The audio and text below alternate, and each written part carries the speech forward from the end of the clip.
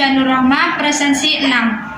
Hai, perkenalkan nama saya Dita Arfiani Murti, nomor presensi 9 dari kelas 11 OTKP 1. Saya Anissa Stefani, nomor presensi 5. Saya Destiny Tias, nomor presensi 7. Perkenalkan, nama saya Alia Hadi Zahra, nomor presensi 3. Di sini saya akan menjelaskan tentang dokumen, transaksi, dan bukti transaksi. Yang pertama, apa sih itu dokumen? Dokumen adalah lembaran yang mempunyai nilai yang dapat digunakan untuk dijadikan bukti suatu saat nanti dan tentunya mempunyai nilai guna. Yang kedua yaitu ada transaksi. Transaksi sendiri adalah aktivitas perusahaan yang dapat merubah posisi harta keuangan perusahaan seperti misalnya menjual, membeli, membayar, menggaji, dan sebagainya. Yang ketiga yaitu bukti transaksi. Bukti transaksi adalah dokumen dasar transaksi yang dibuat untuk digunakan sebagai sumber laporan kepada atasan atau sumber laporan perusahaan itu sendiri. Adapun jenis-jenis bukti transaksi, yang pertama adalah cek. Cek adalah surat perintah pembayaran kepada bank dari seorang yang menandatangani untuk pembayaran sejumlah uang yang tertulis dalam cek kepada pembawa cek atau orang yang namanya disebut dalam cek. Yang kedua adalah faktur. Faktur merupakan bukti transaksi yang terjadi adanya pembelian maupun penjualan yang dibayar secara kredit. Yang ketiga adalah nota. Yang pertama, nota kredit. Nota kredit merupakan bukti transaksi yang terjadi adanya pengurangan piutang usaha karena ada pengembalian barang atau pengurangan biaya. Yang kedua, nota debit.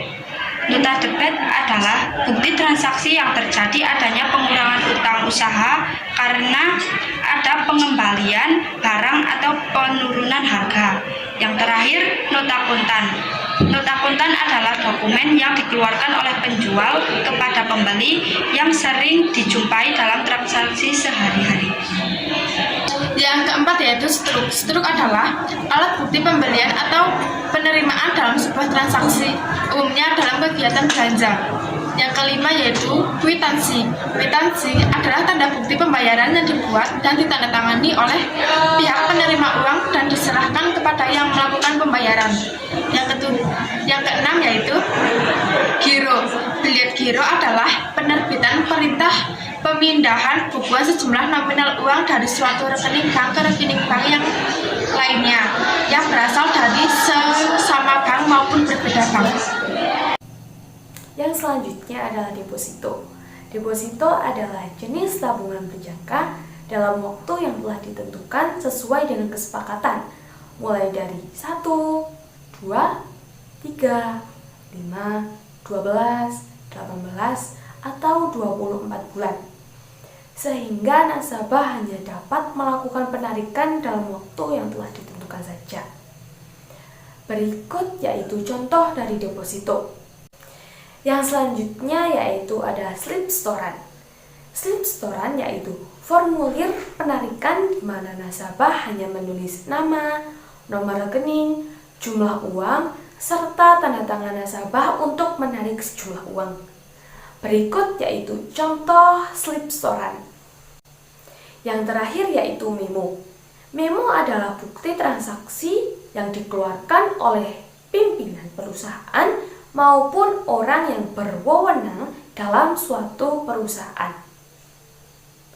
Contoh dari memo yaitu sebagai berikut.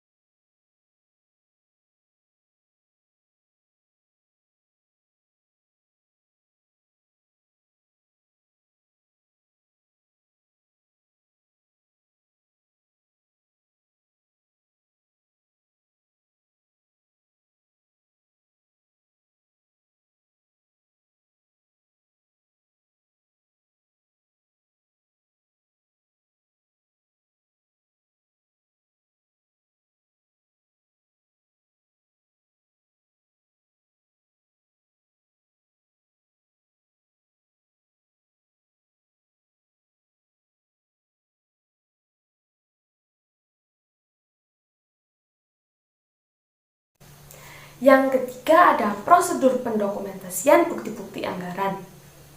Pengelolaan dokumen atau pengarsipan dokumen bukti anggaran merupakan arsip yang sangat penting bagi perusahaan.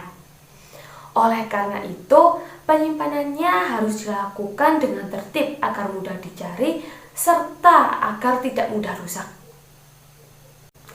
Berikut yaitu cara menyimpan arsip yang baik.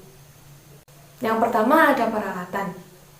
Peralatan untuk menyimpan arsip yaitu ada mesin jilid, stapler, perfurator, mesin pemotong kertas, mesin penghapus dokumen, ordner, karet, rak sortir, dan lemari arsip. Selanjutnya ada teknik penyimpanan bukti transaksi. Yang pertama yaitu sistem abjad, yang kedua sistem tanggal, yang ketiga sistem nomor, dan yang keempat sistem wilayah. Berikutnya terdapat langkah-langkah untuk penyimpanan dokumen transaksi. Yang pertama, cek semua bukti transaksi. Yang kedua, kelompokkan bukti-bukti transaksi ke dalam kelompok bukti transaksi penerimaan dan pengeluaran. Yang ketiga, cobalah setiap bukti-bukti transaksi penerimaan dana kas kecil ke dalam bukti kas masuk. Selanjutnya, satukan buku kas masuk dengan bukti transaksi menggunakan stapler dengan posisi kas masuk di depan dan bukti transaksi penerimaan di belakang. Yang keempat, catatlah setiap bukti-bukti transaksi pengeluaran kas kecil ke dalam bukti kas keluar. Selanjutnya, satukan bukti kas keluar dengan bukti transaksi pengeluaran dengan posisi bukti kas keluar di depan dan bukti transaksi pengeluaran di belakang. Untuk bukti transaksi yang berukuran kecil dapat ditempel dahulu di kertas HVS yang dibagi dua, kemudian disatukan dengan bukti kas keluar menggunakan stapler. Yang kelima, siapkan order untuk mendokumentasikan bukti-bukti transaksi berikut dengan dua guide, yaitu guide debit dan guide kredit.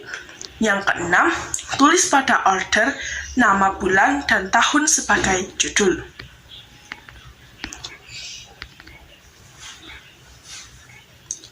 Yang ketujuh, beri lubang pada sisi kiri bukti transaksi kas masuk dan bukti kas keluar beserta bukti transaksinya dengan menggunakan perforator. Yang kedelapan, masukkan dan susunlah bukti-bukti transaksi ke dalam ordner secara urutan tanggal atau kronologis dengan posisi transaksi yang lama di bawah dan transaksi terbaru di atas atau transaksi tanggal 1 di bawah dan transaksi tanggal 30 atau 31 di atas pada setiap bulannya.